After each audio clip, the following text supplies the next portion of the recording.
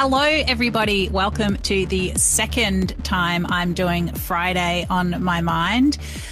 This little podcast, little chat, is just me sharing things that are on my mind in advance of what I hope is a great weekend for everybody, whichever side of the bar, kitchen pass you're on. So this is what's on my mind this Friday. I am thinking about Diwali, the Indian festival of lights. Even though I'm not Indian, I am such a appreciator of Indian culture, and I don't really celebrate Diwali, but I feel really festive this year. And I think it's because I'm just seeing and hearing a lot of Indian people who are really luxuriating and making the most of this festival after what has been such a tough time for the Indian diaspora and people in India, where they've just been through the ringer in a COVID sense. So for everybody who is celebrating Diwali, I wish you a very happy one. And for people who haven't got onto it yet, it's pretty easy to celebrate. You just, get out the firecrackers or even just light a candle and eat sweets. It's a really easy one to be part of. So yeah, happy Diwali, everybody. I'm also thinking about the storm that happened a week ago, and I can't help but think about it because there is still a tree on my roof. I'm stuck in between a few jurisdictions, public transport, Victoria, the council, and my house. So there's still a tree there. It's fine for me. It's not poking through or anything, but I am really feeling for hospitality businesses who were hit by the storm, many of whom lost trade last weekend. But I just want to send a special shout out to Stillwater at Crittenden on the Mornington Peninsula, which is still without power 8 or 9 days later and is set to lose another weekend's trade. We all know how devastating and just impossible to get your head around that is for businesses at any time, but especially now when everybody needs every last person through the door to try to recover. So, yeah, good luck to everybody who's been dealing with that, and I hope the lights come back on soon if you're still mired in it. I'm also thinking about people who are in Australia on temporary visas who were told to leave the country last year because they weren't going to be looked after. Those who did cling on are now in a really tricky position if they want to go home and see family as the world starts to open up and travel again. They are not able to return the way the borders are at the moment. So Australia's borders are open for international travel for Australians and permanent residents, but not for visa holders. I just think it is so disgraceful that these people who weren't looked after and were told to leave are now more or less trapped. If they go home to see people they haven't been able to hug and hold for a couple of years, they don't know if they can come back to the lives that they've built and clung on to in Australia through this crazy period. So just a shout out to anybody who is feeling all the feelings of disappointment and distress around that situation.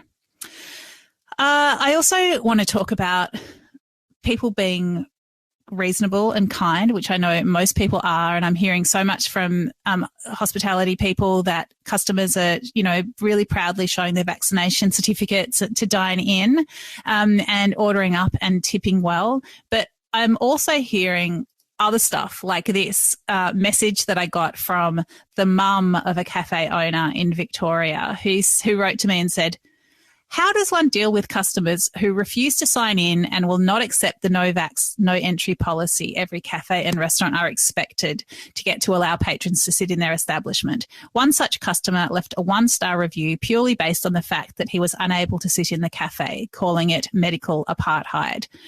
I just want to say that it is not okay to feel like that, and it's not okay to express those views. I know that everybody listening to this podcast will get it and is just an awesome person who would never do that. But I don't know, what can we do to bring those people into the fold to just, at least if they don't want to get vaccinated, at least just be nice. You can still get takeaway, just take it back to your place and just look at the vaccination stats because they're what's keeping us safe and open.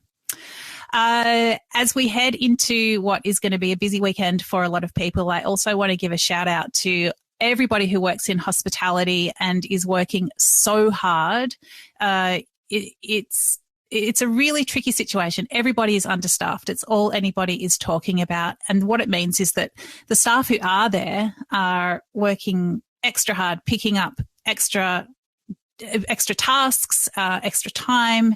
It's really tough. And I especially feel for people who have been brought into the industry or brought back into the industry, some of whom are inexperienced or haven't been doing this work for a while. And, everyone's a bit rusty and we know why. Big shout out to you, your tired feet, your buzzing minds. And I just wish you just a lot of kindness and generosity in your vicinity as you negotiate this really tricky time. I just want to finish with a bit of a reflection that I think at the start of the pandemic, we all thought or hoped or wondered if it was going to be an opportunity to reframe and reset. And I think in some ways, we've just seen a big back to normal impetus where people have just wanted to, it's just been so tough and you just want to wipe it all away and just get back to the way things were. But I really admire the people who I'm noticing have used this as an opportunity to just be more themselves and really, I don't know, they're really living in their values and they're just making their businesses or their working lives, their food, their wine lists, whatever it is, they're just making it more reflective of themselves and something that they can be even more proud of.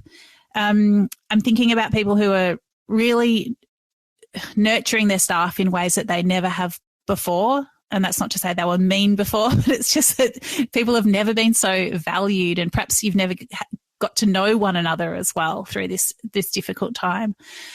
Just people who are drawing lines in the sand as far as, what their businesses stand for or what they want their food to be like. I'm just seeing a lot of people just being their whole selves and it's really moving and I just love it as a diner and as a consumer. I just want to say, just wow, it's really amazing to be a human in the world with all of you. What I'm also going to do in these little podcast snapshots is tell you about something amazing that I ate this week. Oh my goodness, there are quite a few things that I could talk about. Let me land on this. Okay. It's at Restaurant St. Lawrence in Hurstbridge, which is about an hour out of Melbourne, in a really cute little villagey edge of the city spot. And it's a really great example of what hospitality people are doing right now. It is super lean. So it's basically Emily and Daniel that own the restaurant, who are both chefs and one chef mate. And that's them doing it. They're running the restaurant. And one of the absolutely delicious bites that I had was a sweet onion bechamel donut. Oh my goodness. It was a brioche donut filled with sweet onion infused bechamel.